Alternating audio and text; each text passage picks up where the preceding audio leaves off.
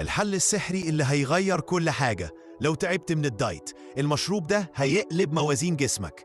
قبل ما نبدأ اضغط اشتراك علشان كل وصفات التخسيس الصحية توصلك.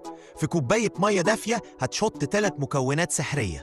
أولاً نص معلقة بذور شيا، مليانة ألياف وأوميجا 3 بتتوسع في المعدة وبتديك شعور بالشبع لفترة طويلة.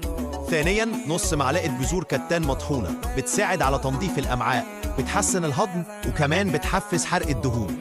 ثالثاً نص معلقة قشور السيليوم، بتكون شل في المعدة وده بيقلل الشهية بشكل كبير وينظف القولون. قلبهم كويس وسيبهم 2 إلى 3 دقايق يشربوا المية، واشرب المشروب ده قبل الأكل ب20 دقيقة. خلي بالك لازم تشرب مية كتير طول اليوم علشان الألياف تشتغل صح وتمنع الإمساك.